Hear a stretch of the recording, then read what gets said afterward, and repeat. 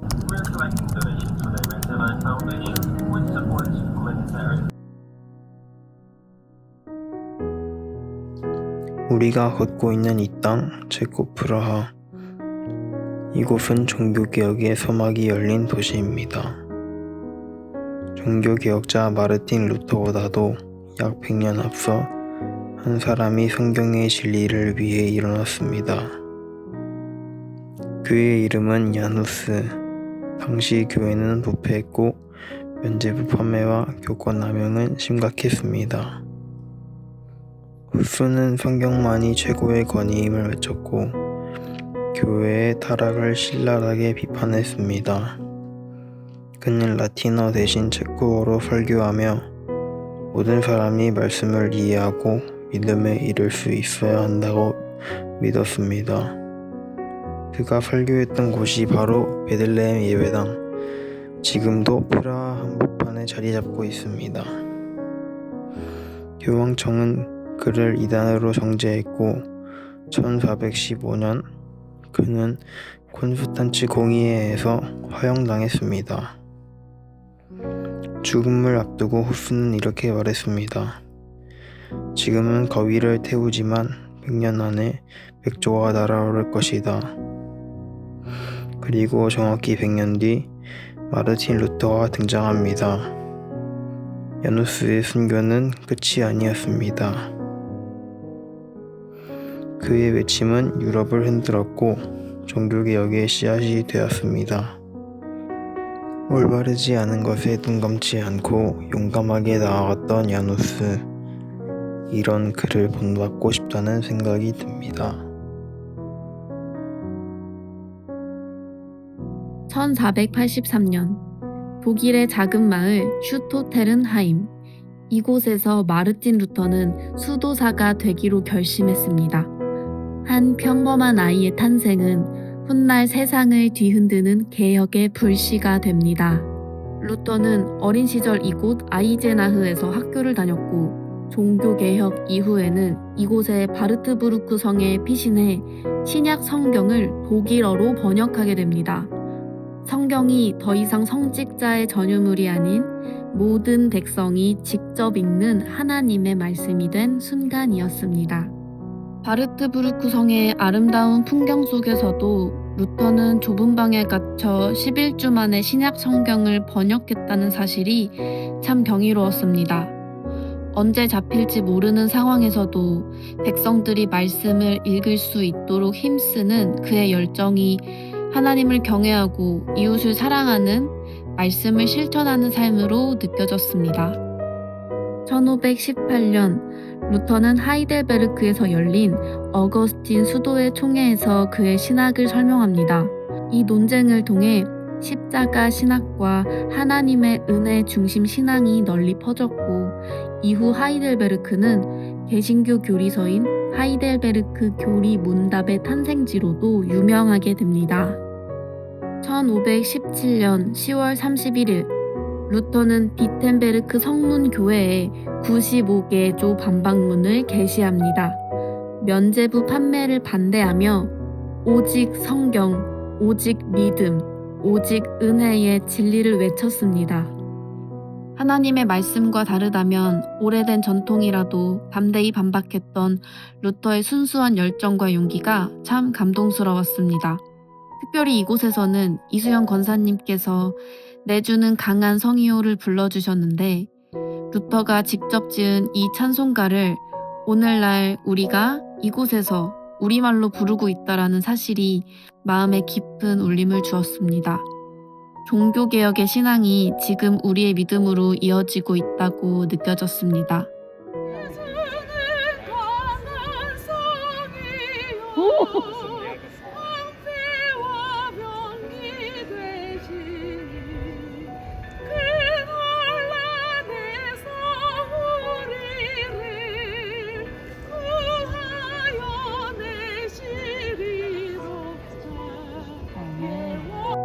(1519년) 루터는 요한 에크와의 공개 토론을 위해 라이프치히에 섭니다.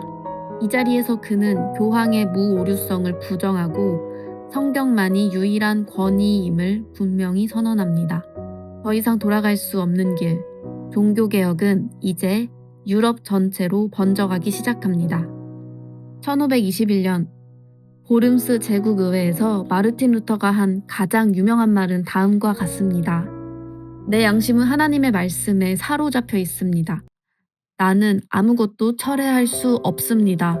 왜냐하면 양심에 반하는 것은 옳지 않으며 안전하지 않기 때문입니다. 나는 여기 서 있습니다. 나는 달리할 수 없습니다. 호름스는 신앙의 자유를 향한 외침이 울린 역사적인 장소입니다. 마지막 여정지 바이로이트. 우리는 이곳 한인교회에서 함께 예배를 드렸습니다. 종교개혁은 끝난 사건이 아니라 오늘을 사는 우리의 믿음의 유산입니다. 주님의 선하심이 날 인도하시네.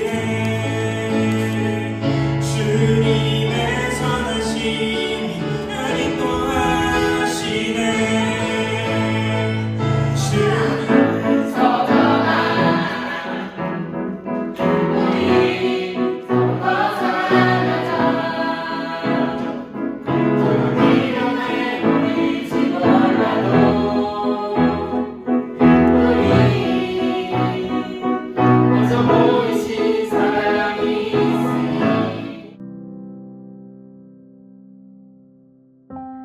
독일에서 불붙은 개혁의 불길은 스위스로 옮겨졌습니다.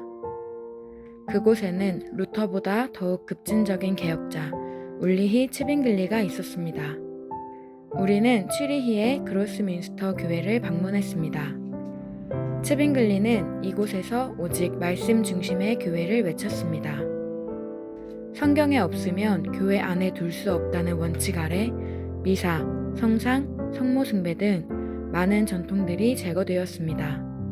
그는 설교자이자 학자였고 신앙을 실천하는 군인 개혁자였습니다. 전쟁터에서 죽음을 맞이하면서도 그는 진리를 놓지 않았습니다.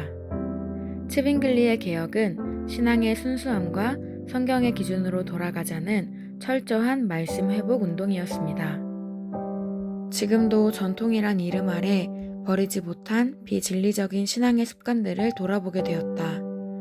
죽음을 맞이하면서까지도 놓치지 않았던 그 진리를 나는 너무 쉽게 그리고 가볍게 받아들이고 있는 것은 아닌지 진리의 참된 가치를 다시 생각하게 되는 시간이었다. 프랑스에서의 종교개혁은 신학과 실천 그리고 신앙의 고난과 인내가 함께 엮인 이야기입니다. 우리는 파리 누아용 갈뱅의 고향을 지나 그의 신앙의 흔적이 남아있는 장소들을 걸었습니다. 그리고 제네바 칼뱅의 개혁 사역의 중심지에 도착했습니다.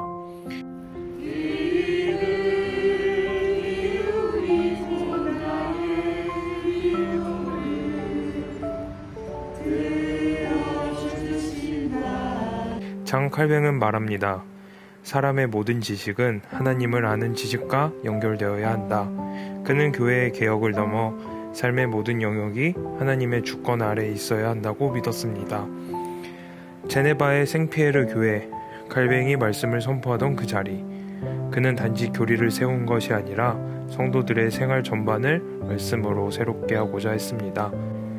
그러나 프랑스에서 개신교 신자들, 즉 위고노들은 이 신앙을 지킨 대가로 심각한 박해를 받았습니다. 1572년 성 바톨로메오 대학살, 수많은 위고노들이 믿음 때문에 목숨을 잃었습니다. 하지만 그들은 신앙을 포기하지 않았고 고난 가운데서도 말씀을 붙들며 믿음을 지켰습니다. 그들의 신앙은 단지 사상이나 주장에 머물지 않았습니다. 삶 전체, 죽음까지도 주님께 드린 고백이었습니다.